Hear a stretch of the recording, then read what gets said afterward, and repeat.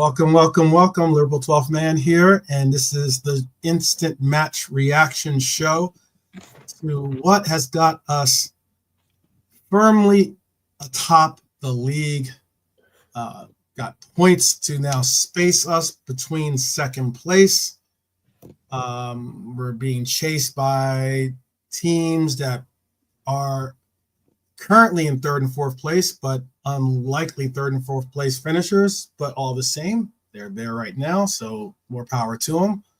And all important, again, we got the W today.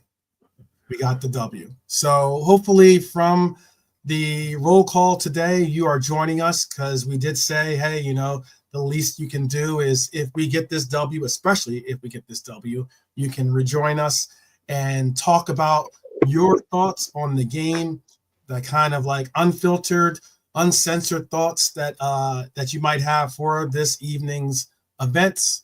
And with us tonight, we have the Irishman, we have Lee, and we also have Nalante as well. Big up to everyone joining us, and big up to the panel. How you doing, Nalante? Good, good. We move on. Another win. We take advantage. We go next. Exactly. And Lee, how are you doing after that win? Excellent. The table looks really nice when you look at it, doesn't it? The 5 points and the extra 3 goal difference that we got today, like our own 2 and City's -1, like that puts us 6 ahead of them in goal difference. It could turn into another point, like if the goal difference keeps going our way. That's always important with them, innit? Very well could. Very well could. Irishman, how are you feeling? Oh, great after that. Great after the day, yeah. In terms of where the chips have landed, as they say, you know, how the points table looks now. But that there was a lot of moments in that game that were not things to be happy about. Yeah, you know, there was some great, but we made that difficult for ourselves. I'll put it that instant match reaction. We made that difficult for ourselves. And on another day, one of their things goes in, but we're talking about today and not another day. No, that's what I'm saying. It was just one of those games where there was moments. So I'm still a bit like, I'm not going to go, oh wow, what again? Oh, we destroyed him. It was just like, no, not in this game. That was on a knife edge. That was on a knife edge for a while. Like, it was fun to watch though, because it was on a knife edge. It was fun, you know, at 1-0, just in those kind of 5 minutes before we scored the second. We were getting a bit nervy, and it was that was good. There was good energy there, you know. But it was we were getting a bit like, we were watching it, you know, to get it. So there was some stuff and said, we need to do this, we need to do that, and then bang, the second goal comes in. That cool, everything calms down. We were just waiting for that. All we wanted was that second goal, and as soon as that happened, it was all right. But some great football in it, you know, from both teams. Definitely so, and some bad football in it as well from both teams. Yep. Very much so. What were big up to everyone in the chat, by the way. Big up top of the leagues to you as well. Abdul, I see you. Trap Joe, Bernie, Jimmy. Lee, what were your initial thoughts from this evening? Were you saying to yourself, you were happy with obviously the result, but were you happy with the play that you saw on the pitch today?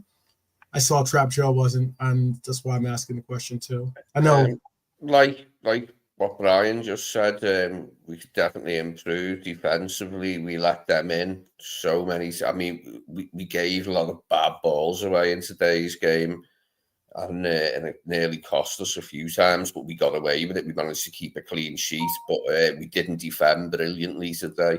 Even though we got a clean sheet, it wasn't a great day defensively for the whole team. Okay. How about for you, Nalante? I agree with what Brian, Lee said, and Trap. It was a weird game. It was a weird game, to be fair. We started the first half well. I think a better first half than we have in the last 3 to 4 games. But there's still moments, and we really should have had the 2-0 before. But then at the same time, 1 or 2, Aston Villa were always kind of in the game a little bit, and we nearly, from 2 great great, good Kelleher saves and little bits and pieces. So yeah, but it's a win, and it was parts were good and some parts were just wrong. And one thing I would say, Slot, you got the substitutions wrong, in my opinion. But at the end of the day, we still won. They were the wrong place to come off, I believe. Yeah. Okay. Easy enough. Easy enough. Jimmy's saying that ref must have lost the yellow cards as Mo was getting clobbered out there. I agree that that was a really weird circumstance of this referee being, they said, I think his first time since the controversial West Ham call that he made that kind of put him on the reserve bench, I guess you call it. Yeah, they get demoted to the championship. Yeah, that's basic. No one ever really hears about it because they don't like publicly hang during refs. So that's basically what they do. If they make a F up, as it were, they'll do 3 games in the championship, and then they'll come back, and that's what they're saying. Yeah, I think maybe 1 or 2 for him, but Coote, that's it. Coote, David Coote. He did not get a yellow card for that foul too. I don't think. By the way, I'm looking at the details from the game. He did not get a yellow card. Oh no! After that, like even it was Rogers and the other dude, Torres, or the other guy. Tillmans, yeah. Tillmans, yeah. And Kamara got a yellow card later on, but it was pretty brutal to see that foul on Salah, and fortunately for us, Darwin got to still slot home what would be the game winner, but still we ended up getting a Mo Salah, absolutely Mo Salah-esque goal at the end, where he got the ball and we're like, all right, this time just hold on to it, just hold on to it, put it in the back of the net. This one's all you. You don't have to try to like pinpoint a pass or do anything fancy with it. Just do what you do best, and that's score. And that's exactly what Mo Salah did. Put a lot of us put the game to rest, and it was good. It was good. It's a game that we saw a lot of possession, but we did see some, I would say, careless passing. How about that? I'm maybe not going to go as far as careless, aimless, and a little bit lazy. I'm going to say lazy. I mean lazy mentally in terms of just trying a pass that kind of isn't on, but yeah, you're just going to fuck it. I'm going to try that. That kind of mentally lazy, but yeah. Aimless, poor ones, late ones, too late, keeping the ball too long, all kinds of bad final third decisions for a while.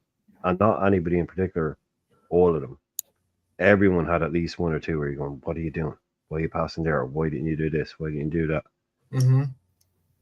But one of those that you got to scrape them by, and we keep saying this, well, we didn't play that well. We didn't play. I think the most mentally jarring bit is it was the kind of, and I could get it from like watching, it seemed like at 1-0 he was trying to call it. He was calling it early. It was like, it's 1-0, the 65 minutes gone. I'm going to call this at 1-0. I'm going to happy to hold. And we're just Premier League fans. We know how many times have you seen people scoring 2-3 goals in the last 10 minutes. We're not comfortable. We're looking at a guy going, oh no, we're 1-0 up, 65 minutes. Yeah, I'm going to make a couple of changes because we can hold Villa. We're like, that's not really, maybe he's looking at it like that. I think like KJ just popped in there. But like Nalante is saying, the subs, you didn't like the subs. Nalante didn't like the subs. Yeah. It was very early. It's very kind of, this is confidence to say, no, we're going to shut this down now. It's, yeah, at 1-0 you can't do that. Not in the Premier League. You not against a team like Aston Villa. Like I thought he was putting it on a knife edge there. It was okay. Darwin and Joe. Okay, cool. Okay, real early too, like 62, 3 minutes maybe. That's up. Like the Darwin was off on 62, 63 or something like that. It wasn't late, you know. It was. Yeah, it was quite early. It was real. Like I know, you boys were very unhappy. 65. McCann was saying 65 minutes. You know that wasn't. It was 1-0 though. The game wasn't locked down. It's like that can backfire on you. Like you were saying backstage, if this goes wrong, it's on slot. I will admit this too, by the way. What is it? I've never seen so many corner coaches, set piece coaches, corner coaches, that get so much airtime lately. They're the new thing, dude. They're the new thing. Yeah, they're the new. They get more press than the assistant coach. Yeah, number 2. Bradley was a Trap Joe was saying. Trap Joe was saying there. Bradley was a bad choice. I was hoping to see Gomez instead. I don't think Bradley was a bad choice. I think Bradley was the more legitimate sub there. I'm not saying he tore it up or anything. I thought Bradley did well. I thought he was a bad choice. I think it says to Bradley that you are the second choice. Is what you know that you were going to be. I think it was the proper like for like, especially considering how early in the game it was. It was not like McCann, it's just a natural straight like for like. Later on in the game, maybe to lock it down, you bring on a Gomez or something. But I thought that early in the game. But I think it was the right sub to make Trap. He can come on and have a bad game. Yeah. Okay, fair enough. He could come on and score 2 own goals. But I think even at the time, he was the right guy to bring on for Trent. Was to bring on Bradley. To someone to try and continue to attack. It was just because of that. But yeah, he did okay. Yeah, he had a few moments himself of bad passing. Yeah, definitely. They all did. What was let's get this one out of the way, I guess, because we normally ask it on the rating show, but this is instant match reaction. So what was your moment in this game? What was the moment where you were just like, yes? Big up Luca. How's it going? Trent went off, by the way, because of a possible muscle injury. That's what at least we're hoping is what it is. It's nothing more serious than that. I'm hoping it's just like severe cramping or something, but we shall see. We're waiting to hear some type of report as to what is his situation. But did you have what was your feel-good moment on this? Mine was definitely when Darwin put it in the back of the net. I know obviously it could be another for you. That's a very easy moment to point out. Nolante, did you actually I see you're on mute. Lee, did you have a feel-good moment in this one? The second goal. Because I knew the points were safe then. Okay. How about for you, Irishman? Moment.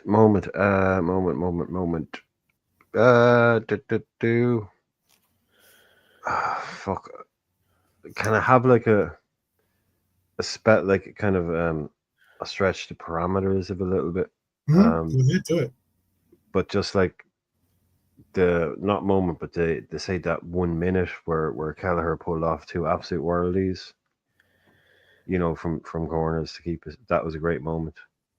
If you can take it as a moment. But yeah, that little spell where it was like he turned into Leviashin and Buffon, for 30 seconds. And then nearly threw it away at the end. So, but that is the life of a goalkeeper, isn't it?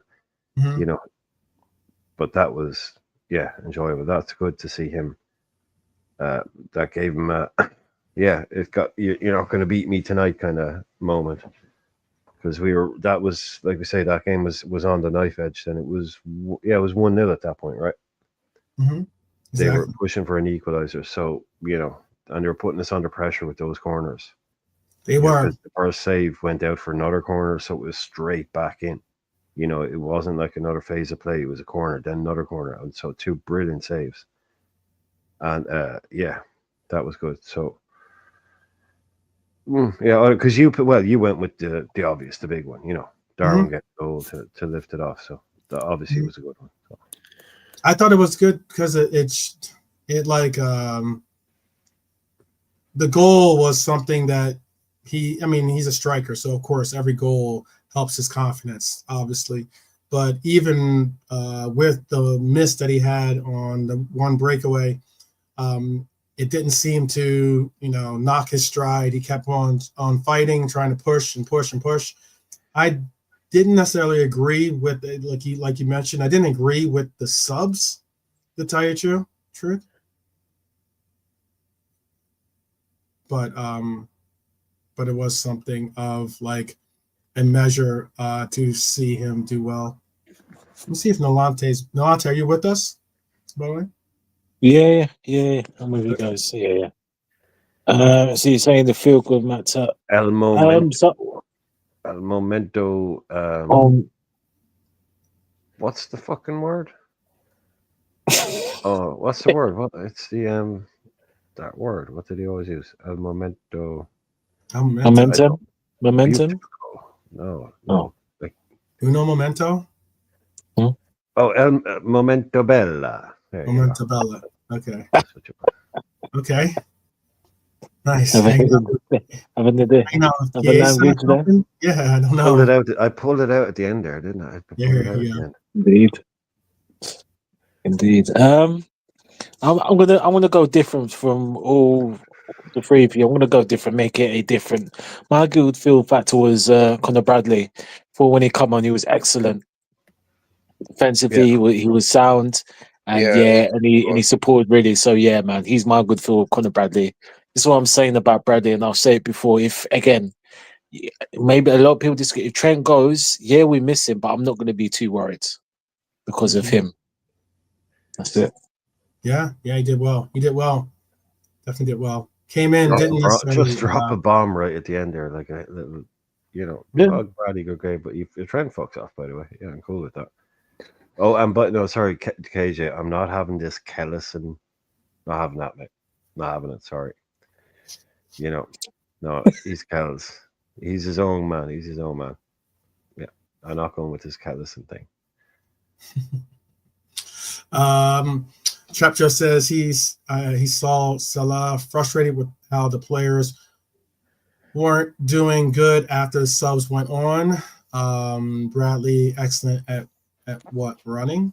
Oh, okay. So a different take on Bradley. KJ says Kellison was so good, even Ali has to watch the saves back.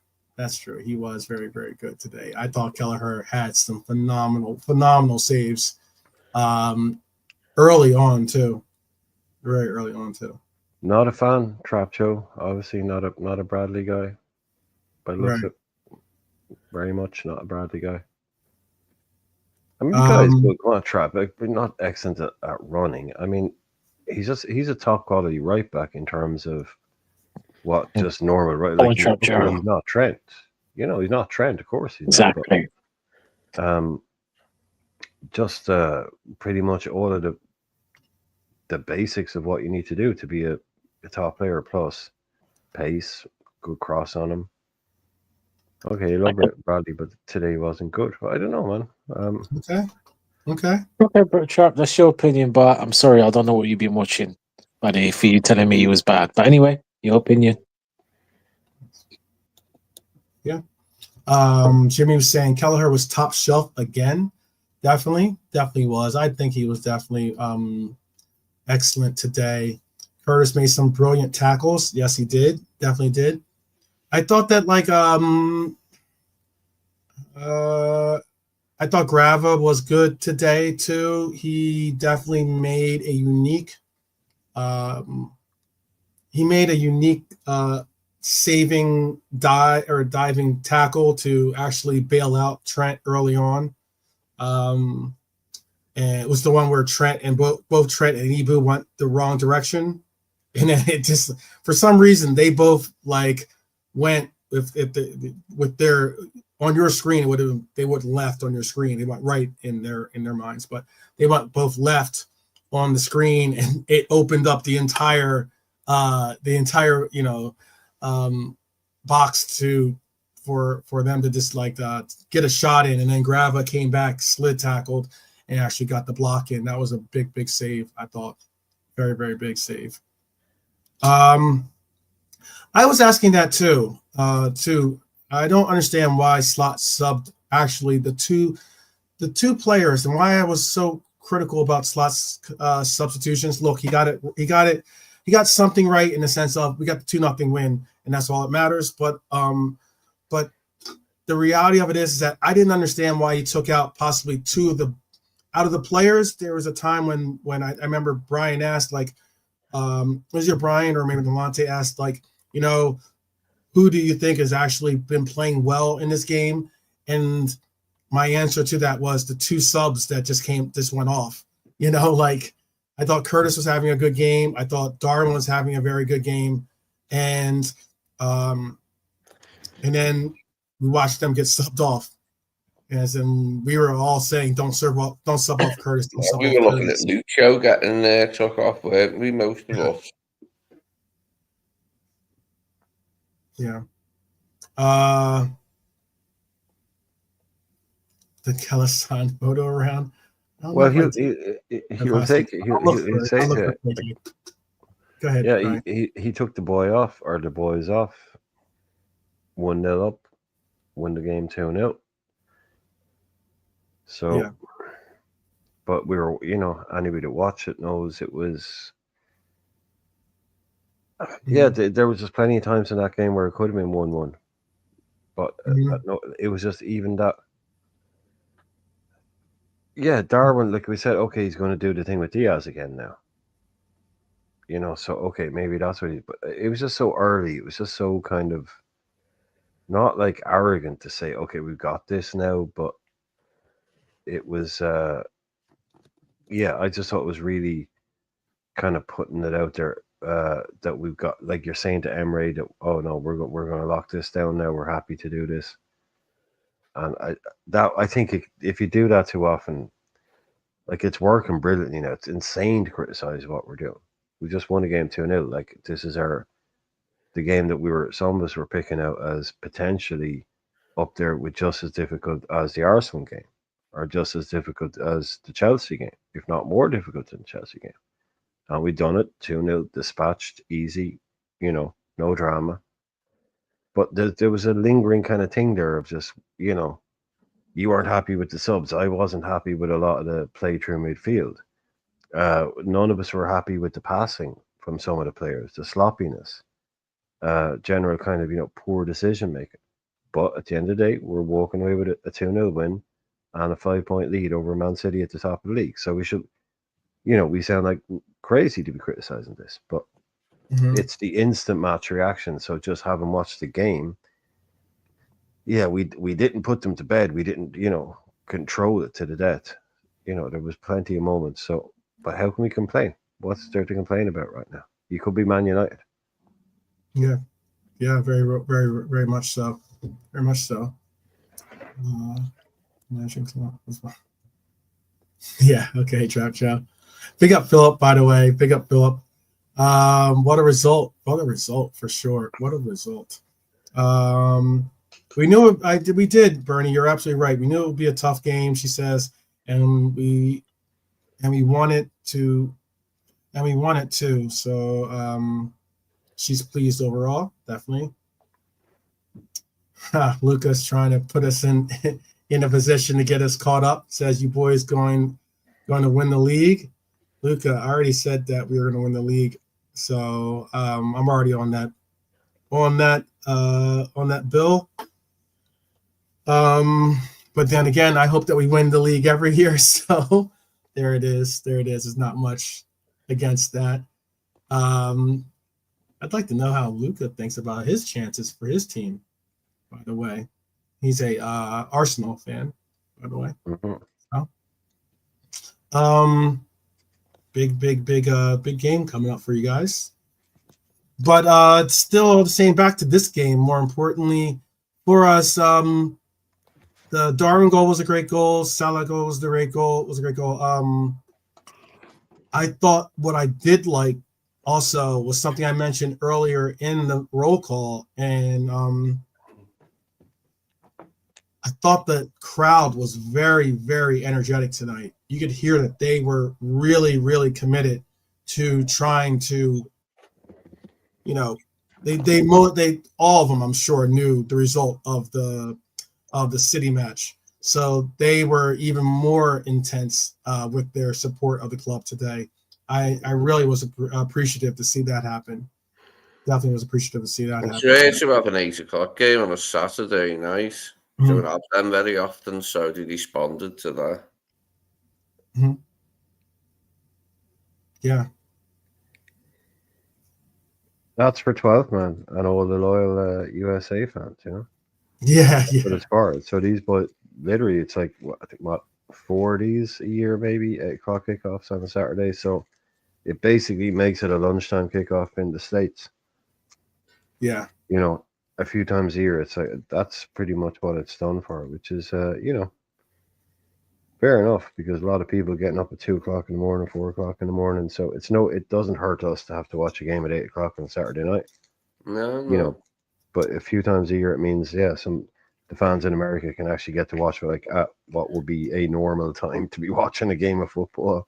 Exactly, not 4:30 in the morning or like. Yeah, no, that. But am I going to go up Premier and League go to games bed? those times on a Friday and Monday, don't we? But not usually on a Saturday. Yeah. Well, if you look at it now, the amount of probably 3/4 of Premier League clubs are either wholly owned or jointly owned by Americans. So they're getting that little bit extra kind of, come on, lads, can we not bump a few?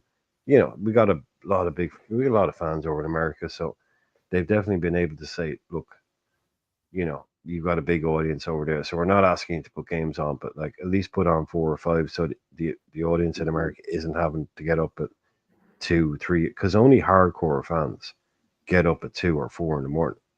If it's on at 3 o'clock in the afternoon, maybe you might get some more, normal people pick up and watching it. Like, no one's getting up at 4 o'clock in the morning to watch something unless they're a totally diehard fan.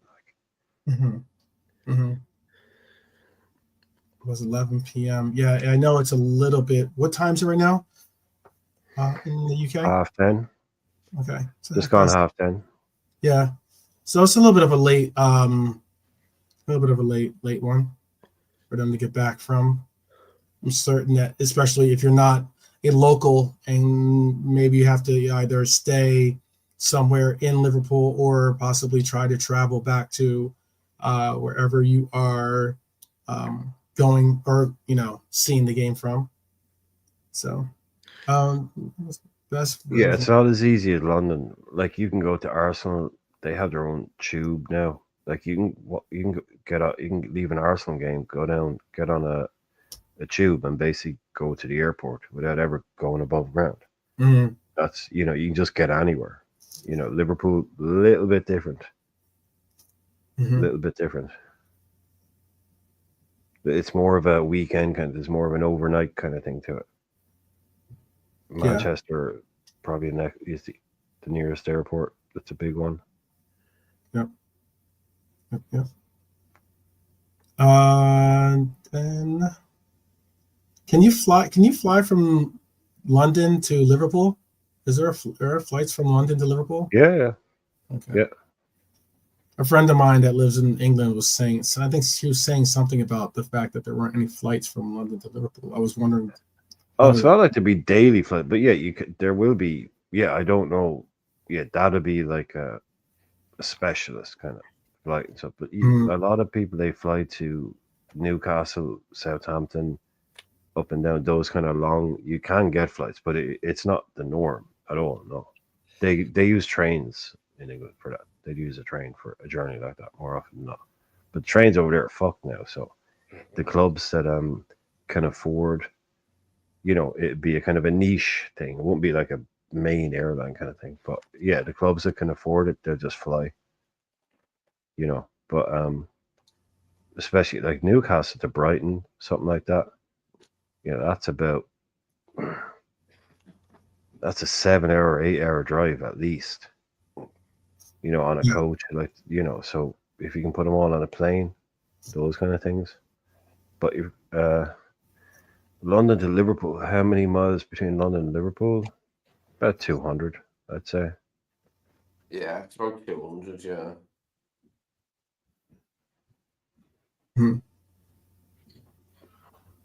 About 200, saying, yep. It's not that bad. Not that bad. What's that like? That would be like because that's like a 30-minute flight or something, I guess then. Oh yeah, it's one of those. By the time you're up, but that's down. Like probably like you don't even take probably you probably take one of the propeller planes or something like that. In this case, that's what they use. They use trains. But if it's too far to drive on a coach, the next thing they would use would be a train normally. But it's sometimes now they will use flights. But yeah, that's like if they're late or something. It's like a lot of times they don't take into account for fans. Like they'll put a game on where Newcastle fans will be in Brighton at like 6 o'clock, but the last train from Brighton to Newcastle is at 6:30. So it's like, well, what are you going to do? You got to drive home. And that is pretty much the length of England from Brighton to Newcastle. That's pretty much the whole country. So stuff like that, they fly them around. But yeah, they just use trains a lot of time. Public trains as well. They do that. Like the team will be on a train going from a certain city to London, and they'll have it kind of cordoned off kind of thing. But fans will be on the same train as players and stuff. But that's rare enough these days. But trains in England, I know the lads will tell you. I mean, it's not exactly reliable. Probably less than 20 minutes. Yeah, I know that's like a quick flight, very quick flight. So I know it's But they just drop. Basically, what they do is they drive down the night before. Basically, is what they all do. That would be 90% of what they do, regardless of where they're going. They'll do it by coach, and they'll drive to if they're away. They'll drive there the night before in their coach and stay in a hotel. That's usually what they'll do. So it doesn't matter really how long it is, unless it's a super long journey. Then they might do the plane thing. But normally, that is standard practice. That is to go the day before. So you arrive in the hotel the night before. So they all go by coach. That's what they do. Very, very cool. Very, very cool. EasyJet go from Liverpool, but as they lay on footy trains for big games. Gotcha. Yeah. So now that we're in the break, what games are you guys going to have your eye on the most? What games are you going to be watching the most? Is the derby now the focus of everyone's attention now that we have our game in hand, and it's just to see what their result will be, or is there another game on the docket that interests you more? And maybe Arsenal's not someone that you're necessarily overly worried about, and maybe it's some other team. Milante, how about for you? Well, in terms of tomorrow's games? Yeah.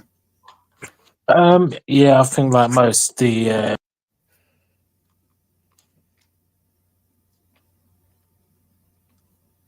what? The Forest Newcastle game. Oh, Forest Newcastle game. Okay. Yeah, that'd be a good game, interesting game to watch. And then obviously, like everyone else, probably Chelsea Arsenal, of course. How about for you, Lee? Out of the fixtures that are left. Yeah, Chelsea and Arsenal. We haven't looked at that one. Like, see how that one goes. Have a little look at it anyway. Okay, Brian. Yeah, Newcastle Forest. That'd be a really good game. Obviously, look at it. It'd kind of round out the whole week. If what would be the ideal? Would it be a 0-0 or a loss for Arsenal? Depends how seriously you take Chelsea. A 0-0 actually would. I think a 0-0 between Chelsea and Arsenal would be good. But if someone had to lose that, I would definitely like Chelsea to win it. To put really just put the screws on Arsenal, it would round out the weekend. It's like the top two challengers to us, they're the real pretenders to the throne, we'll be top, they'll have both lost. So, forget, who cares what Chelsea do. I'm a little bit scared to say that. I don't want them doing too well, but it'd be the perfect weekend, I suppose, if Arsenal lost. But I also wouldn't mind if it was a straight 0-0 and they got 1 point each and no goals scored. That'd be the second best. But yeah, for City and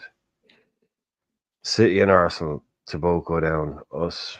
So I'll be keeping an eye on that. But I'm also intrigued now watching, because Forest have bought so many players in the last couple of years. They've kind of done a very mini Chelsea on it. And I've been watching, but you can see a lot of the players they bought are actually really, really good players. And so they only had to get it together a little bit and a good coach. And I'm not saying I ever thought they were going to be doing what they're doing now, but I never thought they should be anywhere near the relegation zone. So I actually want to watch them play. I think them against Newcastle could be a really good game. Because Chris Wood going back there. Yeah. Eventually, if you spend that much money, like this guy Murillo, the defender, like Gibbs, White, loads of these boys they brought in, they're really good players. So it doesn't take a genius to get a good team at them. So I'm really intrigued to watch them because I know I didn't pay a lot of attention to them when they were beating us because we were stressing out about it because we were getting our asses kicked, right? That wasn't good to watch. So I'm not there in it. I wasn't there doing the Forest Appreciation Society, But like Rev is saying, I know I don't really need them to lose. Yeah, we want them to lose. I think he probably means from an Arsenal fan's point of view. Oh yeah, Arsenal fans talking shite. Yeah, oh totally. Yeah. But it would be a great weekend, yeah. For City and them to lose. I don't care what Chelsea and Tottenham do. I don't think they're long-term threats either way. So yeah, there actually are, like, because we were talking about it before. We were playing today, but all the other games today were so shit. Right. Everton versus Southampton. Yeah, Bournemouth versus Brentford. Who gives a shit? Who cares? Tomorrow is actually where there's some stuff, there's some intrigue to be had. Yeah, there's some games. There's definitely some games tomorrow. Definitely some games. Obviously, the Brighton game, the two games that were of any interest to us really were Brighton, City, and our game today, obviously. But the Fulham game is what it is. The Wolves game is what it is. The West Ham game is what it is. Brentford, Bournemouth is what it is. Who cares? Yeah. But Manchester United versus Leicester tomorrow. Spurs take or host Ipswich. Forest is hosting Newcastle, and Chelsea obviously versus Arsenal is a big game on the docket for tomorrow. I'm going to check it out. I think it is. I know that Barney asked. Go ahead. No, sorry. My shout just quickly for upset would be Leicester to get something at Spurs. Sorry for the FPL captain, by the way, but yeah. Ipswich should get something at Spurs would be my shout for potential upset tomorrow. I think tomorrow is Ruud van Nistelrooy's last game as coach. Am I wrong on that, or is that? I think they were going. Yeah, because you have the international. Yeah, I think they're going to transition over to international break. Yeah, they paid an extra. Oh, I can't remember how much extra, but they paid a couple of million extra to even get him this early. Wow. Amarim, yeah. Like I think like 3 million, something like that. On top of it, like they had to pay a release clause, but even with that release clause, there was still like a gap where he had to work out a notice period at Sporting, and then but they paid extra to shorten that. Okay. And they only just gave Ten Hag like 8-10 million to sack him. Jeez, man, how do we get into football management, lads? Yeah, I was gonna say they're just giving away money over there. Yeah, they're just giving that shit away. Surely between the four of us, we can come up with we can get someone who's bold to go out on the pitch and pretend to be. We can get the whole thing together. We just need to get sacked by one club, and we're set for life. We're set for life, for sure. We are set for life, man. For sure. Pick up to Marion. Marion, your boy got his goal today. I'm sure she is over the moon with that. Good to see you. Good to see you. By the way, big up to Revenite. I didn't get to say hello to Revenite, but big up to Revenite, I think if anyone else I missed that just joined us. We have a good number of heads joining us good right stuff. now. Good stuff. People are coming in. Yeah, we give them time to realize we're live and come in and stuff. Yeah. So tell us, people in the chat, quickly, out of 10, how do you rate the performance today? A quick poll. Yeah, that's a good one. How did we do today? Yeah, stick it in the chat. Out of 10, how did we do? Yeah. 1 out of 10. How do you think we did? Ten Hag was reported getting 13 million. Jeez, man. Yep. 13 million for basically 8 games in the Premier League or something like that. That's over $1 million a game. He got paid for Premier League games. Oh, you're 7 out of 10, 6.5. Okay. Mm-hmm. Okay. That's fair. I think that's fair. Revenite, you haven't been in a while. So what are your thoughts, Revenite, on your 2 favorite players? Dominic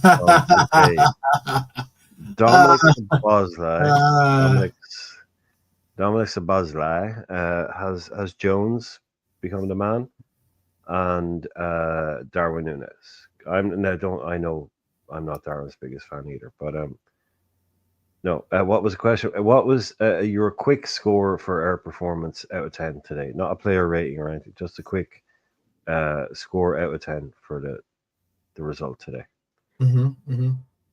So yeah, Revenite, thoughts on Dom, thoughts on Darwin, thoughts on all of it.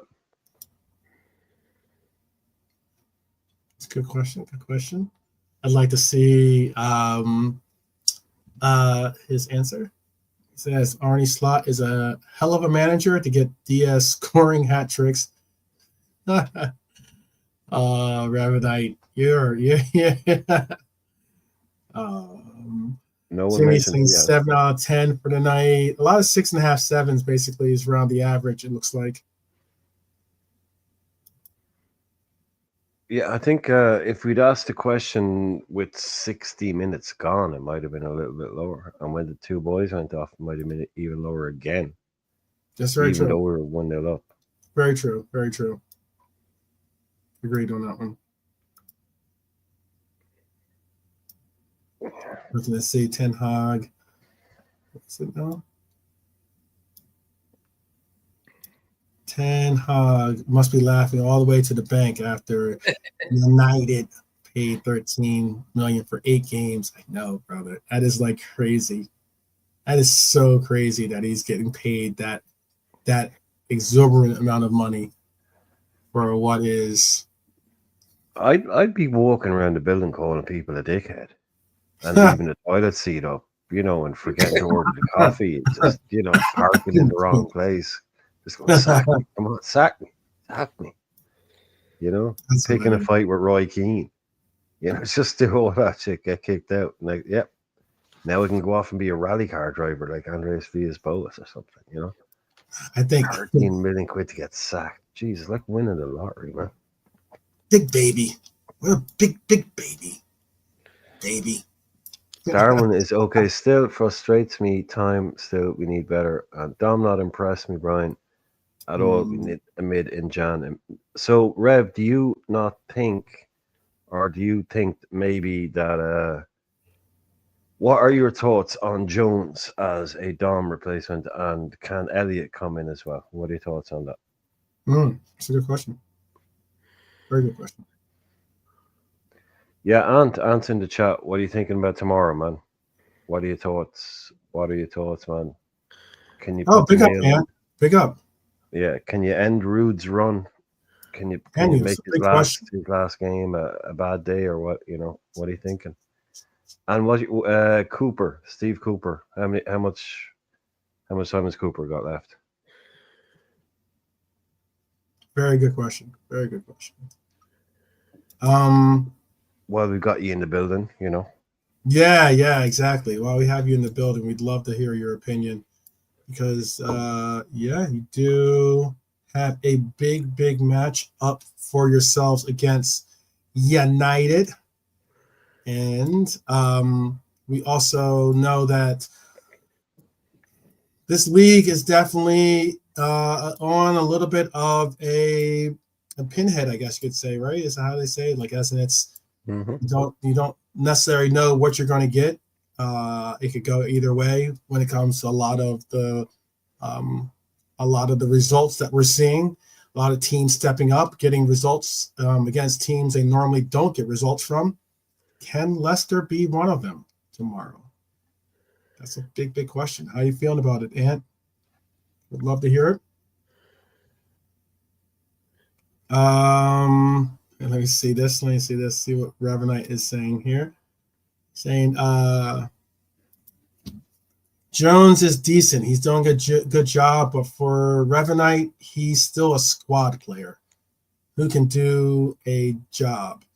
Elliot, he likes but players who get injured, it's always hard to tell how they will come back. He has expensive tastes. Okay, all right. Yeah, okay. He says he'd sign Musiala and Zubi if possible. Okay. Reverend Knight playing a little FIFA manager. He still hasn't. He hasn't. He really hasn't answered. Yeah, your question. Answer the original question. Yeah, it's all good. It's all good. Ant saying, must be an honor for United to host a team that have won the league in the last decade tomorrow. Yeah. Well done, Ant. Well done. Ant's in a fighting mood. Ant's in a fighting mood. There you go. I like it. But I like how you'll be back in Leicester in that game.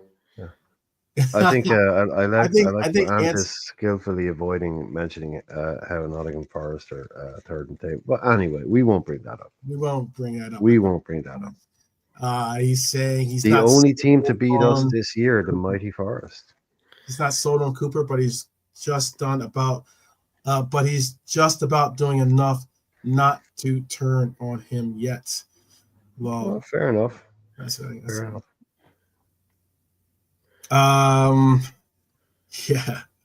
Yeah, well done. I think Ant must have he must have been proud of his boy when he did the whole like pointing.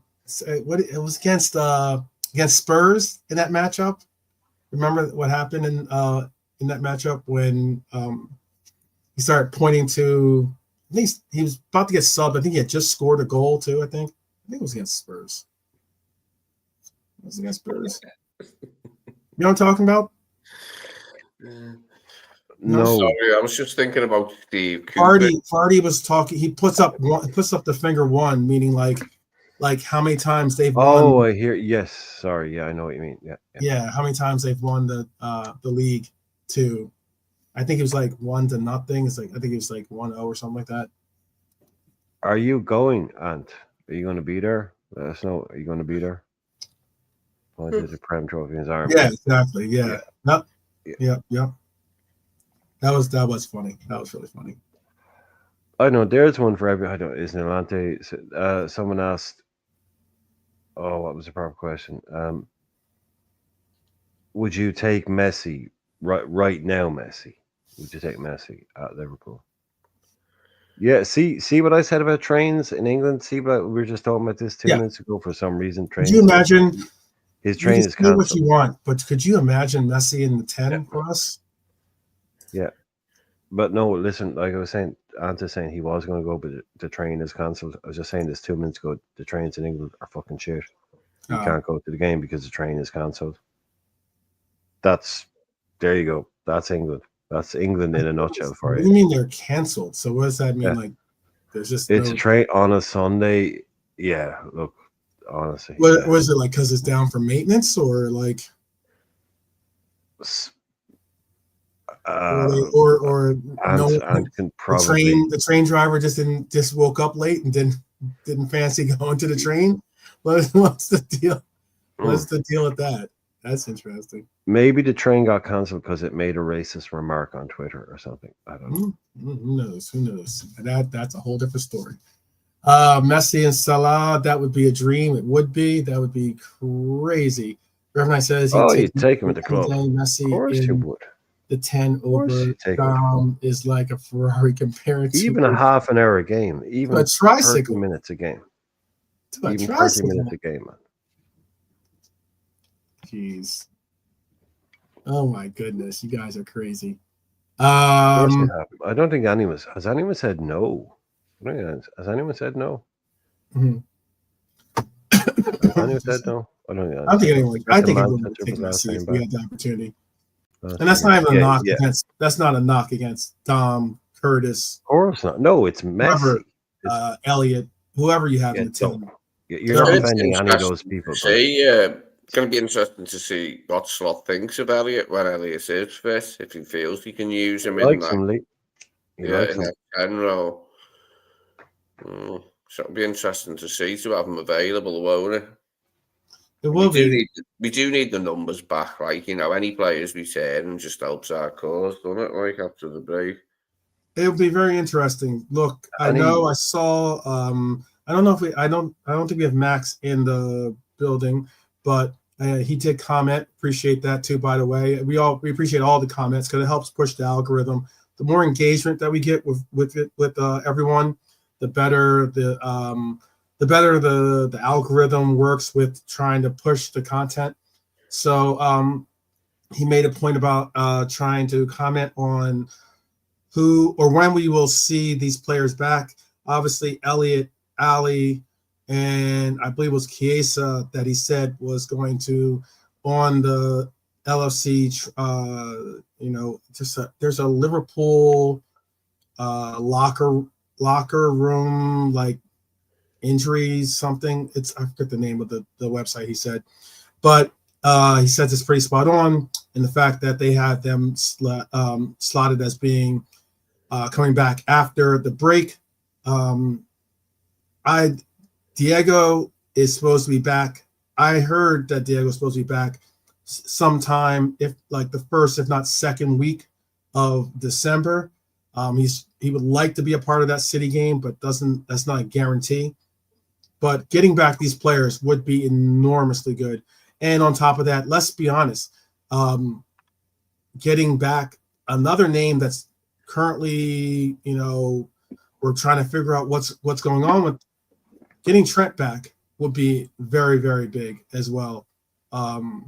It'd be very, very big to get him back into the fold from whatever caused him to have to go off early today and let Bradley get on the pitch so early in the match. Oh, wow, Bernie. I didn't know that. That's Ryan must be. Know what? That's know him. Yeah. Ryan Babel announced he's retiring. I can't believe it. Oh yeah, he's only. I would have. Yeah, I'm with Bernie. I thought he would have been kind of already retired. Yeah, perfect. Yeah, about 39 is he? About 40. Yeah, I mean when you're 38. Yeah, about 38. Exceptional level players can always find somewhere to play, certainly. Big up. 37, McComm was saying. 37. Oh, no, 38, yeah. 37, 38, okay. Yeah. Good player. Yeah, that is the link to Ant's channel in the thing. So everybody in the chat just going, even if you don't, care, just go and subscribe to him anyway. Come on. It's amazing. What's incredible about what's so incredible about like the YouTube and everything else, and This is especially why I appreciate you guys in the chat, and that you have it on notification bell on, and that you guys, you know, routinely and consistently show support, even if you're not a Reds supporter.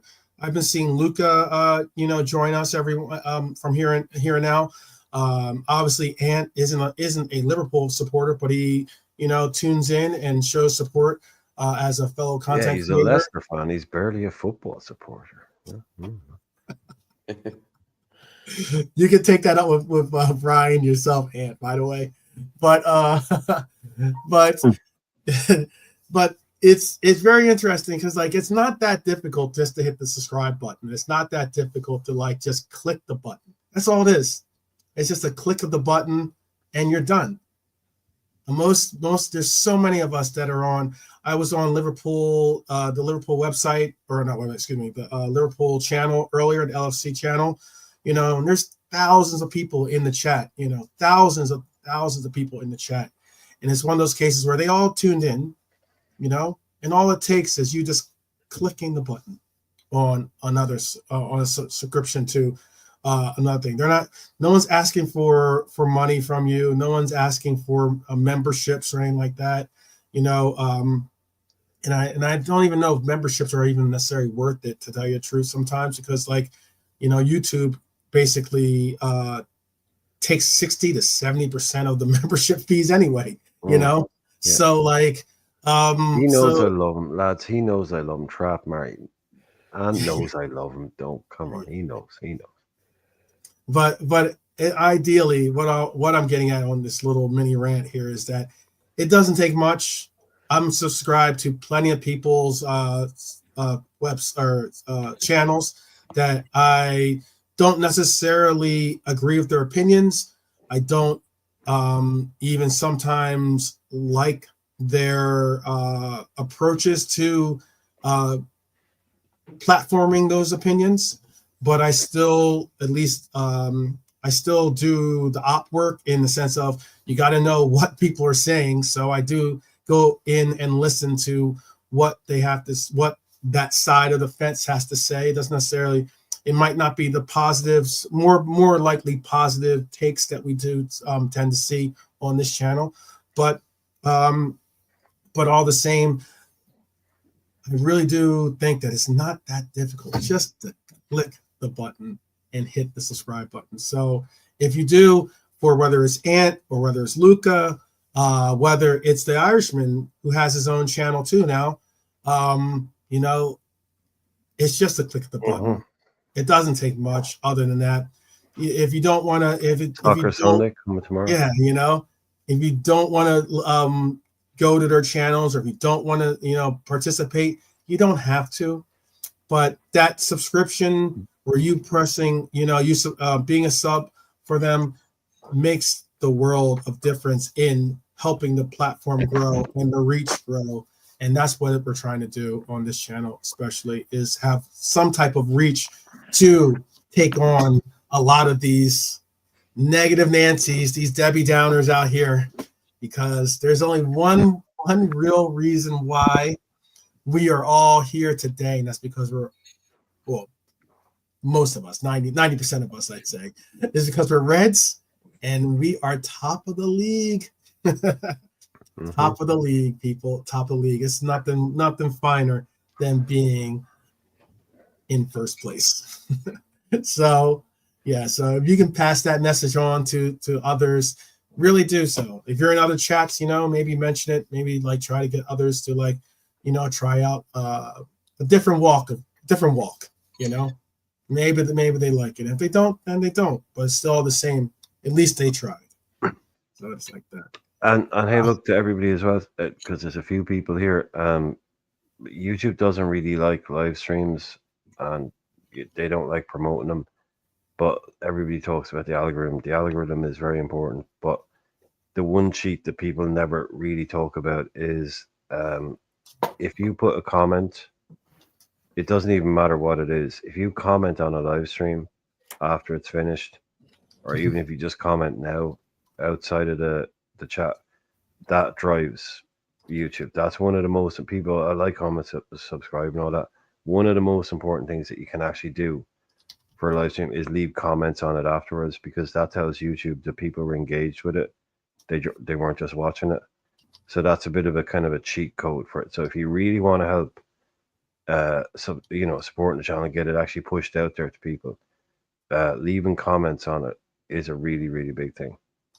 Yeah, it doesn't like live streams, like Anta's saying, the shorts and that. But one thing that you can do, it's not fucking going to change anybody's life or anything, but leaving comments on the streams after they're finished, even if it's just coming in saying, "Oh, hello, like the stream.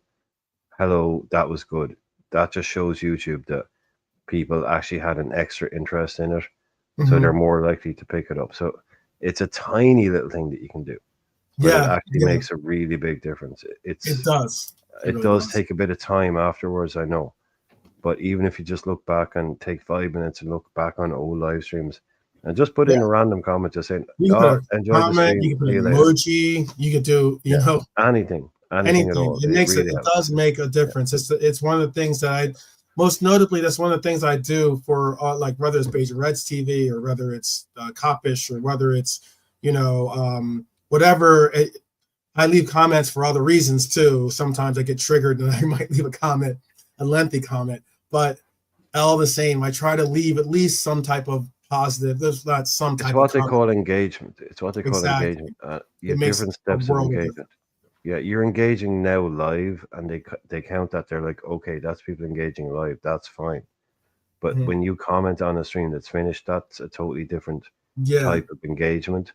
Yeah. So that shows that there's a secondary engagement as well. So that really, it does help. That would be really positive. So if every time you watch a stream, when it's finished, just say like, Brian is talking shit as usual, put that in top comment every single time. That's all it takes. Yep, it does. It does. As Tesco says, every little bit helps. I think that's right. I don't know if we have. We don't have Tesco here in America, but they tried it. It didn't work. Yeah. Okay. We have Costco. I don't know if that's the same thing, but Tesco is like our. Well, it's like Walmart, and there ain't no room for another. I got you. Tesco is like. I got you. Yeah, Costco's a little different than Walmart for sure, but less shootings. Yeah, I guess so. I don't know where that one went, but yeah. I used to love that website. You remember People of Walmart? Do you remember that website, People of Walmart? Oh no, but I know People of Walmart was special people. That was classic. That it was a Twitter feed. I think people or a Facebook, just pictures of the kind of people that you'd see in Walmart. You can do the rest yourself. It was crazy funny. Early internet stuff, like pre-memes. But yeah, people dressed up like Rick James and shit, just random, just shopping in Walmart, That's early. Yeah. People of Walmart. Yeah, it's probably still going. I need to definitely check that out. I will for certain. Oh man. Instant match reaction. I think it was been a good one today, simply because we got the W. We couldn't ask for much more. I didn't want to see a 1-0 win. I was hoping to get a 3-0 win to kind of get.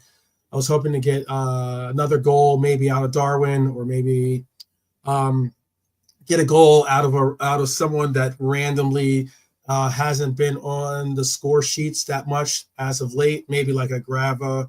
That's what at least I remember Lante was looking for, or maybe like a Dom, or even a Maka who hasn't scored in a hot minute.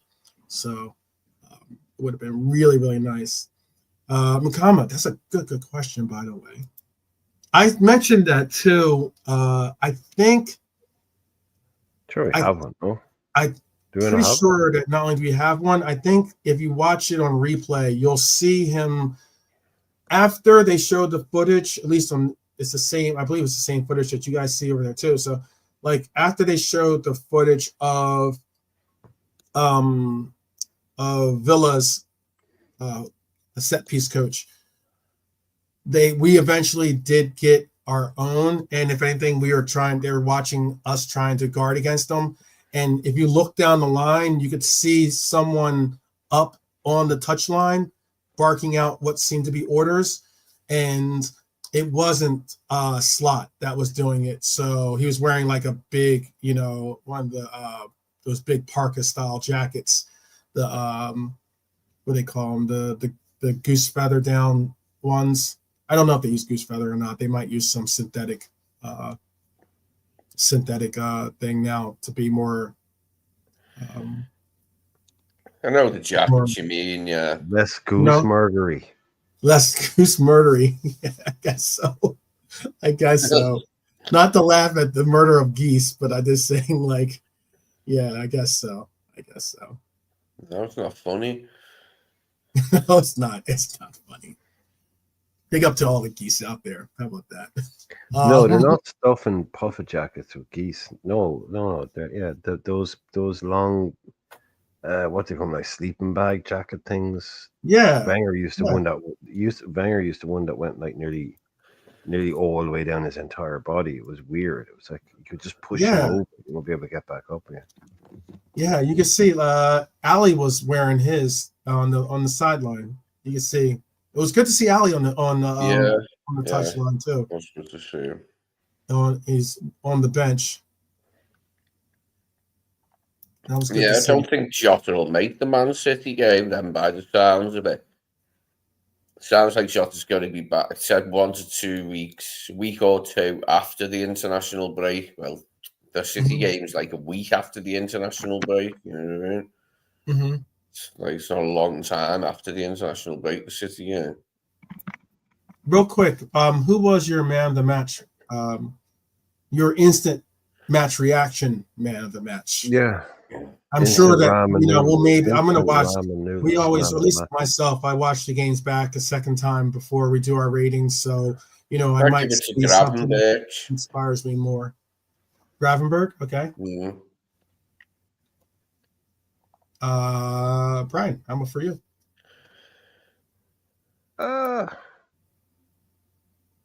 That's a good one. Because I was trying to quickly go, yeah, not him. Right.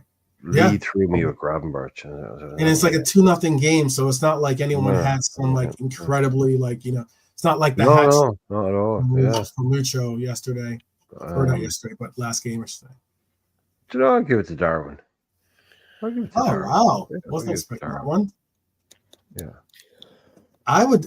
If I would be. I'm sure if Marion's in the chat, so if I didn't say she's part of the Darwin army, so the one time I say something positive about Darwin, and the one time I give him man of match, he'll disagree with me. I was going to actually say a strong shout could have been for Kelleher. That's all I was going to say. No, Kelleher. It would have been. Kelleher it would have been just Kelleher. I was just waiting for you to go. I get what you're saying, Brian, but. Yeah, I was just waiting. No, I really thought that Kelleher there was a couple of stanzas that Kelleher played really off his played on another level. The saves are great. Some really good saves that could have easily been those kind of goals that bring not only the momentum but also bring down the atmosphere a little bit type goals. That kind of look at me causing controversy in the chat. Look.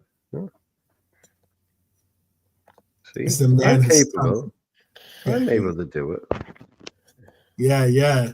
I know. I see that. A lot of shouts. Okay, so let me go through these real quick. Bernie, I know that Mkama asked the question. I believe it was Trap. What was it, Trap Joe or was it Bernie? Let me see who actually initially asked the question. Oh, Trap Joe. Yeah. Salah was for him, but Bernie had Mo as well. Mo or Kelleher. Okay. Ant had Salah. Mkama had Kelleher. Cool. I know Trap Joe, very interesting. Nkama also said, "Oh my, Darwin, man, man the match. Let's go." He maybe had the goal of the match. Maybe I could go that far. I thought that Salah's goal was a great goal, but I mean, it was definitely a really nice goal. But I thought that Darwin's goal was just a little bit better. That's just a point, if that better. I'm just giving it to him for the vibes, you know. For the vibes. I don't think I've ever given him, and also because there was literally no other genuine standout. Mm-hmm. We knew everyone would be talking about this one. Yeah, the Nunez shot landed in Ant's garden, the second one.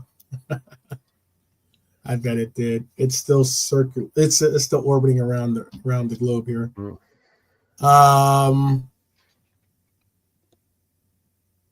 We will be there. Oh, wow, I'm coming. Calling out Ant's Leicester. Okay. Oh yeah. Pick up Edward, by the way. It's joining us. When do we play Leicester? When are we playing them? I'm sure Ant's got that circled on his calendar. When are we playing them though? What's the date on that? Let's see. We sure play Leicester on. Actually, we play them right after Christmas Day. Okay, Stephen's Day. Yeah, on the 26th of December. Mm-hmm. That's great. Yeah, Stephen's Day. Yeah, okay. Great day to play football. Yeah. The game is at Anfield too. Okay. And the game before that, we would have traveled to Spurs. 4-day rest. Yeah, quickly, and look, genuine interest to hear your thoughts on this. Now, he was bumped up a little bit, and I don't agree. We all know the Ballon d'Or ratings are they're a lot of shite, right? But Ademola Lookman, a guy who was kind of a wonder kid, then kind of went to a couple of clubs, didn't really work out, was at Leicester, would look brilliant in a few games. And a lot of people forgot about it. He was being linked with a lot of the bigger clubs. Mm-hmm. Then he goes to Atalanta. He scores a hat-trick in the Europa League final. And I think he finished, I think it's like 13th in the Ballon d'Or rankings. It just outside the top 10 in the Ballon d'Or this year. A kid that was being hyped up, like, you know, a lot of these kids, you know, the younger kind of Gibbs Whites, these kind of people. And he went totally on Merseyside for long enough for Everton. Yeah, but he was with Leicester. Yeah, he was a baller for Leicester, but we couldn't afford him due to FFP. Yeah, he's just like everyone's like, oh, he's gone off to Italy now. You'll never hear about him again. He looked good for a while, but yeah, again, like they were saying, like a lot of how high up he was because he scored a hat-trick in the Europa League final, which is like no mean feat and all that. Mm-hmm. But yeah, he scored against us. You know, that guy it's like, I wouldn't be surprised if we see him coming back. He's become a bit of a forgotten player. He was saying he was unreal all season for Atlanta. Oh yeah, totally. But I mean, the reason he got like the Ballon d'Or voting, you know, they go on. It was because of that. I mean, he was definitely up there for it. Like, but the 13th best player in the world. But is he 27? Jesus Christ. Okay. I still thought he was like maybe 24, maybe. Okay. I can't remember who brought him to Everton, which manager it was, but he was here for quite a while on Merseyside, Ademola Lookman. It's incredible. You know, Vinicius Jr., this is something that was interesting. He scored a hat-trick at the weekend. 2023, 2024. I'll give you 2024, 2025 stats too. I had a graphic, but it was an older graphic that was from earlier in the year that had their statistics ranked against each other. Okay. But if you do look at it, just taking Premier League statistics at least versus La Liga statistics, Mohamed Salah had 18 goals in the league, in the Premier League. Vinny had 15. Mohamed Salah had 10 assists in the league last year. Vinny had 5. You even go into 2024 and 2025 currently. They both are on 8 goals this year, but Mohamed Salah has 6 assists in the league to Vinny's 4. And Salah wasn't even a contender. Sure, dude, you know they don't even take that shit into account. Yeah. It's nothing to do with you. It's to do with whether you won a trophy, whether you're a top team. And all that. Yeah. They don't even take that. No, there's other awards for that shit. That's not. But that's just what you weird. want. Yeah, but if that's what you want, you don't go to the Ballon d'Or for. No, I'm just trying to get across the fact that like it's weird that you're talking. If it's about like best team or something like that, I understand that. Then yes, you're talking about the team. You're rating teams and their performances. I can get that you're going to do that, But if you're going to talk about an individual award, then it should be on their individual accomplishments. But they have the new 4. Brian, I get that what they have. I'm just the new 4 criteria. They actually have it. You can read them if you want it. They take into account past career. They take into account player basically. What they call integrity, right? So that's one of this past career integrity. Their trophies won that season, and individual performance is what they call it. So, they're supposed to vote on basically, like you say. What did Vinny Jr. win last year? What but what I'm saying, they're supposed to vote on not just like what you won. They're also supposed to vote on basically whether you're a scumbag or not. Is how they kind of say it without saying it. Right. What you've done previously in your career. And I'm just wondering, just in that 2 comparisons, just in Vinny versus Salah, like as in I'm just asking what he didn't win with Brazil. He didn't win with He won La Liga with Real Madrid. Yeah, that's what he won the league. That was his trophy. So you have to win a trophy. Right. Yeah, so you have to win a trophy basically. So that's your first entry point.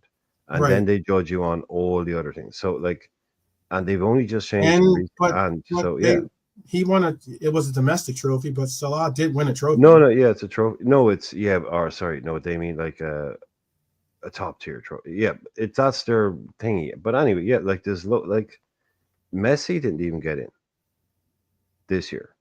Like he wasn't even. I can. So there's so they have I know that, but it's because he's not. Yeah, but anyway, we talked about this before. Man. This is like a fashion show. It's like the Eurovision. It's not even worth going in because they just. It may come back. I think now that the whole Messi and Ronaldo era is over. It may come back around to actually you'll see more emeritus people winning it on merit, people like that. Hopefully, I think. But right now, we're still in the kind of the back end of who's the most famous player in the world that won something, which is basically what it became for 10 years. Who won the most out of Messi and Ronaldo this year? Yeah, we're going to get. Look, it goes to show you why. I don't. There's not a lot of people, but there are some people out there that were trying to make the argument that Rodri didn't deserve to win. And to your bang on, that is literally the only reason Vardy doesn't have a Ballon d'Or, because he's too much of a shithouse. Definitely, he doesn't pass the shithouse test. He would have had at least one Ballon d'Or for Vardy. Make it happen. Yeah. So that's all I was just trying to get at. That's all. Don't go there if you want integrity. If you're looking for integrity, don't stop off at the Ballon d'Or, sir. And bloody as well, How many years was it in all that either Ronaldo or Messi won it? Was it like 8 years in a row that it went to either one of them two? Oh no, it was like 12, dude. So what I was even worse, mate. No way. Yeah, yeah. What I was going to get at is though the reason why I can somewhat understand Roger getting is because they were treble winners. Though they won the UCL, they won the league. But can I also just say, fuck Fabrizio Romano, because last year he did something that nobody else has ever done, and he announced last year who the winner was before it had been announced. Nobody has ever done that before. And he did it as if like, oh, hey, news, folks, the winner will be. Yeah, that's breaking news.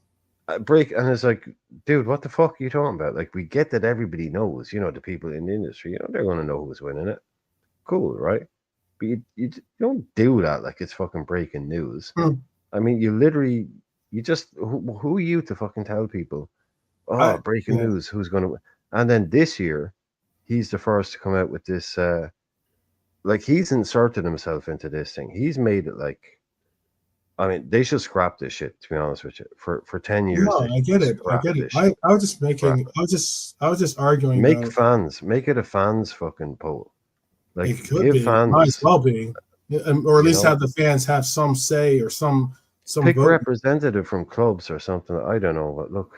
I don't know. It's just one of those. I'm just bringing it up because it was just interesting. I think Salah has certainly been a player. How doesn't Kante have one? How doesn't the Salah have one? How doesn't the list of players who don't have one? Like, no, I was trying to get across that Salah not being even really a candidate in this was kind of a wild situation. I didn't necessarily say that Salah should have won it or anything like that per se. I think that he currently is the best player in the world, but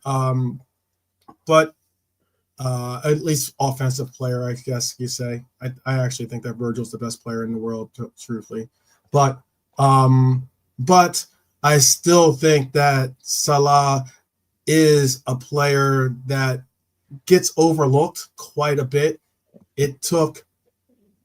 It's obvious what it's going to take for a defensive player to get the Ballon d'Or. You have to win you have to have some enormous haul of like trophies for you to get that appreciation.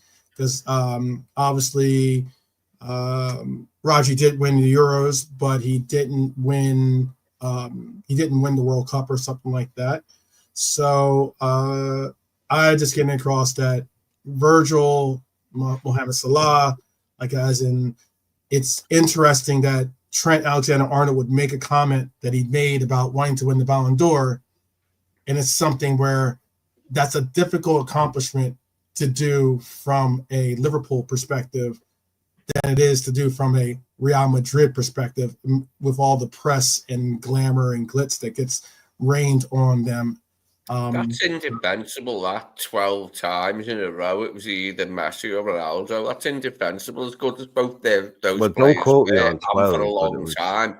The players that they left out, the players that didn't get it when they got it, it's just that. Do you know what I mean? It is indefensible, and that's why it isn't held in very high regard by many people these days. No, Jorge Mendes created his own one, the FIFA Best Awards,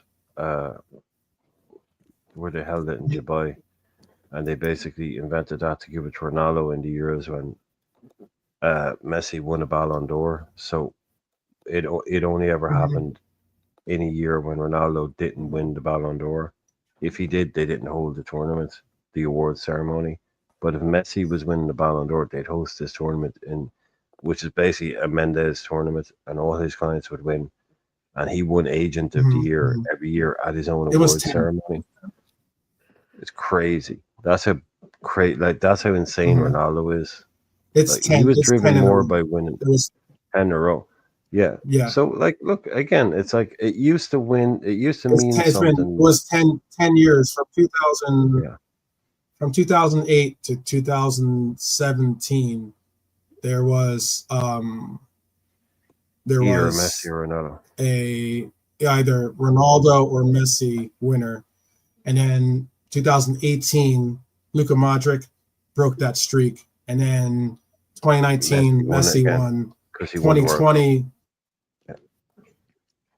well, 2020 there wasn't one awarded, and that probably would have been Lewandowski, I think, that year. Yeah, that was the one that they admitted Lewandowski, so they made up an award to give to Lewandowski, even though there was no reason not to give it to him. That was a shameful moment. There was no reason to cancel the Ballon d'Or. That was a shameful performance. Not an outdoor event. It's not an outdoor event. There's no reason to give the award. You could have just had people accept their awards from home. You could have people accept their awards from home. Football. They were still playing football. Yeah, it's not like, oh, we can't. It's not like, I don't know, whatever. Yeah, you could, and they made up some bullshit award which has never been given since, like the International Best Player of the Year award or something, and they gave it to him. Yeah, like what the fuck? It's like he doesn't and need. Messi won in 2021. Messi won in 2021 when they brought it back at PSG. Then Benzema won it the year after. He deserved that one as well. Messi won it. Well, not as a person, Messi as a player. He did. Yeah, then Messi wins the World Cup in his last one. He gets it. Since 2000, but it is kind of wild to say since 2008. If you really look at it, there's only been 2 players to win that award, not named Messi or Ronaldo. That's pretty wild. It's pathetic. I just think, that's what I was saying. You're going to move into the now. It's going to be the technically 3 players of rotten. Technically Lamal, 3 players, but 2008 Bellingham, to 2000, Haaland, these type of people. That's what you're going to be talking about. Mbappe, and hopefully there'll be a bit more genuine competition for it. But no, you're right. Yeah, it's it like just became about who's before, a Messi. Before that, it wasn't. Before they started winning like that, I'll give you a trivia question before we bounce out of here because we're coming up 90th minute. Before the whole Messi and Ronaldo run. Can you name the last back-to-back winner of the Ballon d'Or and what year they won it in? What year it was back-to-back? Was it Zidane? Can you name the last Ballon d'Or winner to win it back-to-back other than Messi or Ronaldo? Zinedine Zidane? No. Zidane won it once. Yeah. I think it's either Ronaldo or Platini. No, neither. Nope. Oh. So I got my eyes on you guys in the chat. I think Ruud Gullit and that might be going back too far. I might be going back too far. And, hang on, wait. So back to back. Oh no, Van Basten. Yes, that's it. Van Basten. Marco Van Basten is the last. Van Basten won. In 80. Van Basten. 1988, 1989 was the last time that the Ballon d'Or was won back to back. Well, before that was nasty days of it. That it was that long ago. Yeah, and then all of a sudden it's 12 years in a row like that. That's bollocks. Yeah, that's why it's become. That's why it's kind of what you're saying. It's kind of sham competition. Like, come on. I get that those players were phenomenal. It got taken over by kind of like it was Taylor Swift versus Katy Perry. It was like or Oasis versus like it didn't matter.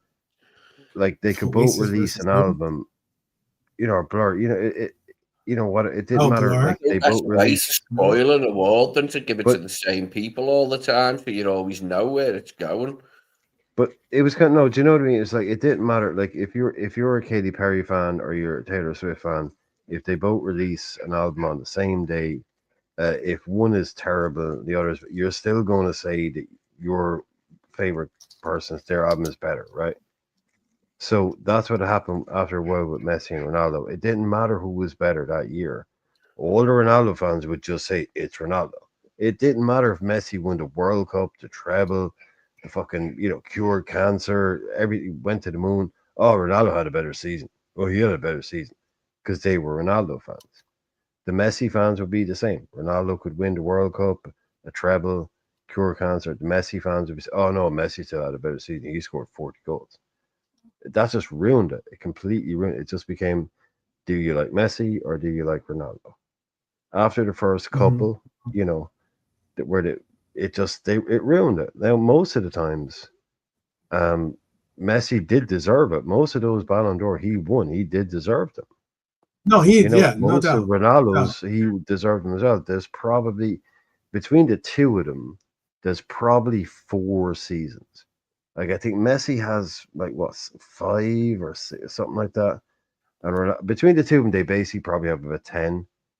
There's probably 2 or 3 seasons. No, Messi has 5, actually. He has, I think Messi has, because Messi won it 4 years in a row.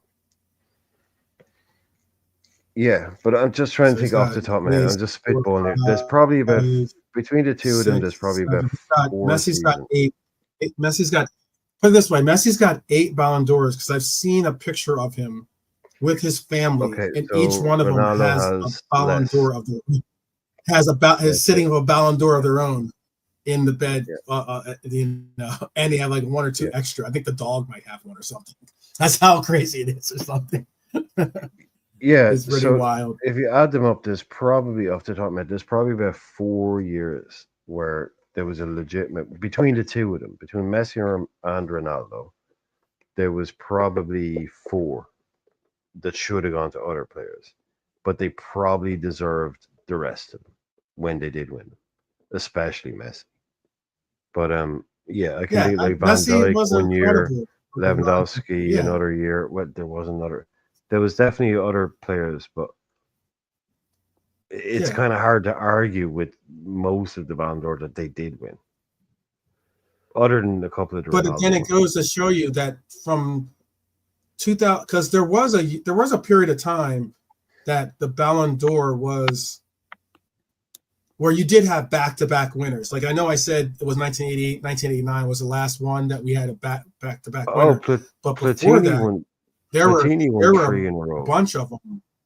Yeah, Platini won 3 in a row. Cruyff won 3 in a row. Karl-Heinz won 2 in a row. Rummenigge, Keegan, like you said, won 2 in a row. Keegan won 2 in a row. There were a couple that ended up winning, back to back for a little while there. But like, if you do look at it after 1989, it was basically like a lot of different names, and I mean from a lot of different leagues too. From a lot of different leagues. I mean, like from Germany, France, Holland. What you also have to remember as well, Bulgaria. He had a Bulgarian actually. When Hristo Stoichkov. He wasn't in the Bulgarian league. He played for Barcelona, but Hristo Stoichkov. Yep. Yeah. No, but what you also have to remember, and I know you don't like something, but genuinely, what you do have to remember as well is like that the voting criteria would have changed massively over those years as well. Like back in the early days, there was probably like 6 guys in an office just going, him. Back in the early days, it was literally probably and even during some of the recent years, the voting's weird too. I mean, like they have like 3, like I think Drogba was like a mass, like one of the he was like one of the. I think the year that he was a presenter, he was one of the judges. Designated voter type guys. Yeah, like a special vote, one off. Yeah, exactly. It's like Eurovision. Yeah. But like the best thing, like I said, I was talking about the other night. It's like one of those when the players and the club captains had votes. Ronaldo never once in his life voted as Messi to be one of the top 30 players in the world. So that's, you got to kind of like, that's Ronaldo going to Ronaldo, I suppose. And Messi only ever put Ronaldo in his top 30 3 times when he had his vote, because he was the international captain. Because international captain get the vote. No, I think the biggest travesty is the year that Virgil didn't win it and he lost by, I think, like 7 votes or something like that. It makes me go, who out there was so in love with just mailing it in for Messi? I always think they should have had a Defender of the Year category, because I didn't think it was fair. Like, even if the best defender in the world is brilliant, it's so much harder to kind of be better than a goal scorer, a winger. They have a goalkeeper award. Yeah, I think they should always had a kind of I think they should always have kind of elevated a Defender of the Year award. You know, I get it. The Ballon d'Or will always be, but hey, look, we love our attacking players. But yeah, there's so many times like something like Cannavaro got his shout. You know, other players, 3 other players, I think defenders have won it, but. Yeah, something like Virgil in a year like that, and it won't be just him. You know, other players, they deserve that shout, and they don't get it because it'll always be the attacking players. You have to be a phenomenal defender. You know, but Virgil was that year. That's Virgil why that's why the comment that Trent said is wild to say, because I can't think of the last. Can you name me a right back that has won the Ballon d'Or?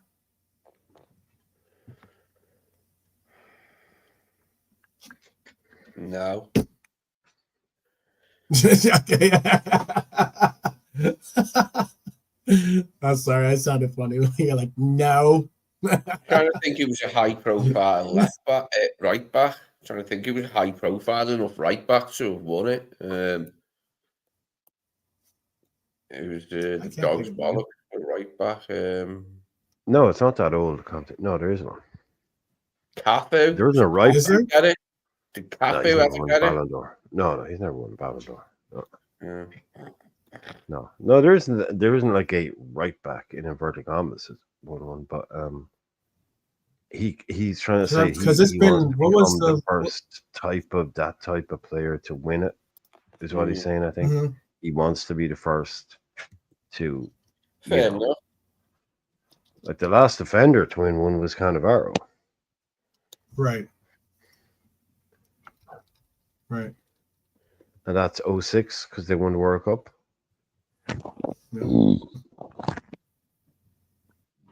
Yep. And then who else? Beckenbauer won it, right? Yeah, three defenders. 3 defenders have won it. Beckenbauer, Cannavaro, and the other guy. The one I always forget. You know who else won it? The guy from Dortmund. The guy from Dortmund. Isn't he a defender? Wasn't he a defender? Oh, Matthias Sammer. There was someone from Dortmund. Matthias Sammer. Matthias Sammer. Yeah, Matthias Sammer. Yeah. Defensive midfielder. Yeah, Matthias Sammer. Yeah. So that goes to show you that they don't win often. And this Cannavaro had to win a World Cup. Despite the fact that your offense, Sammer had to win the Euros and the European Cup, I think. And Beckenbauer as well. So unless Trent brings glory to England, chances are, or unless we win, you know what? I don't even know if we had won the quad. I don't even know if they would have given us the award. To be honest, I don't even know if they would have given any of our players the award that year. Yeah, Paolo Maldini, isn't it? Like Paolo Maldini, or either year that we were going for the. Players like that never. Who? That Paolo Maldini. Oh, one of the greatest players of all. Never won a medal. Baresi never, but it shows you how hard it is. Matthias, he won it, but midfielder, He's a midfielder, right? He's not a defender. Let's not go down that Koeman road. Yeah, Sammer won the Champions League and the Euros in not too short a time, didn't he? Nice. Yeah. Nice. Leviation. That's why the goalkeeper. That's why the 19. That's why they had to make a goalkeeper award. Yeah. Yeah, and it's called the Leviation Award. If you win the Ballon d'Or goalkeeper, it is actually. Yep. Award. Yep, that's what it's called. Yep, that's what it's called. Yeah. Don't walk in there, you dog. No. Uh-oh. Coco is about to get in trouble. Before Coco gets in trouble, what is? Oh, was there a question? Does anyone know who this player is? Rodrigo Hernandez. Isn't that Rodri? Yeah, Rodri. Is that Rodri's like real name? Rodri's full name, innit? Yeah, that's his full name. I think that's his full name. But yes, before Coco gets in any trouble, hopefully Coco's not getting yelled at.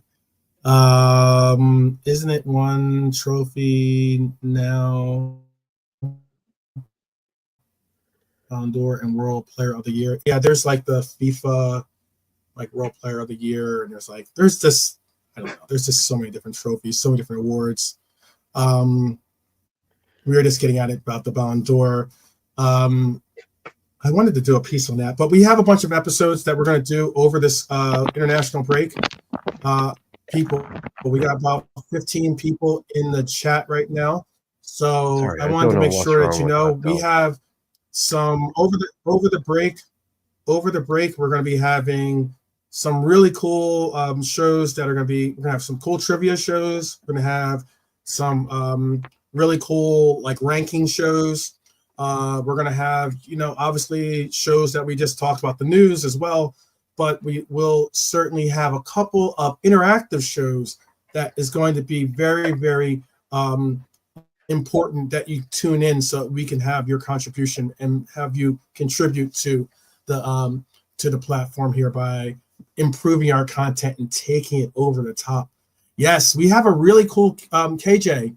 You might want to reach out and get in touch with myself on Twitter, or I'm not sure if we're in any of the same group chats in WhatsApp.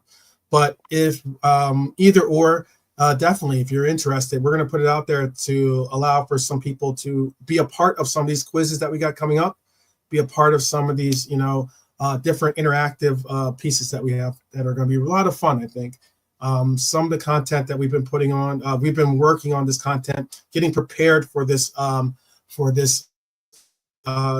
lengthy, somewhat, I would almost want to say unnecessary, but it's here, or it's here for us as Reds, at least, international break. So we're gonna make it so that it's fun, at least, and enjoyable to tune in at that 7 o'clock hour and still be a part of what we call the Liverpool 12th Man Show. So it will be fun. Let's see. I didn't know that too, by the way, Marion. That's relatively young. That's relatively young.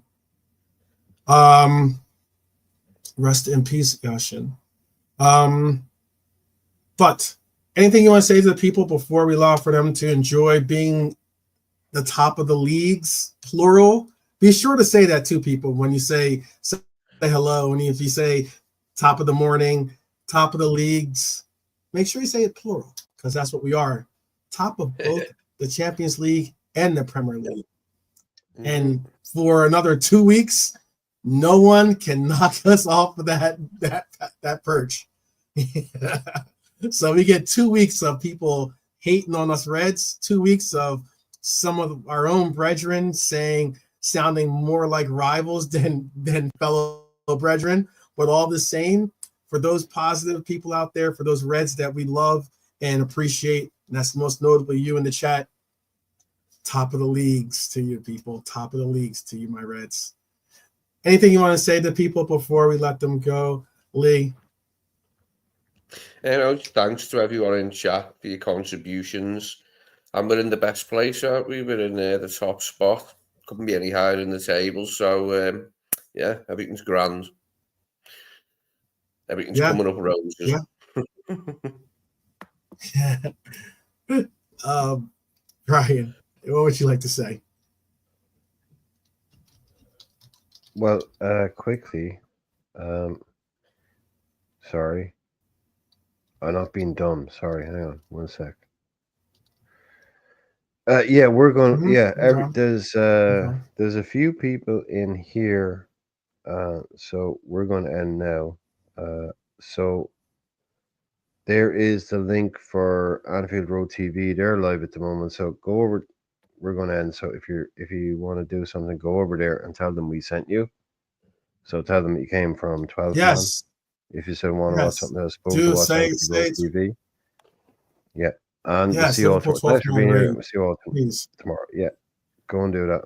Say hello to Jack. That'd be really, really cool because it's always cool when people do that, and it helps not only our brethren, but they're definitely a well-deserving channel as well.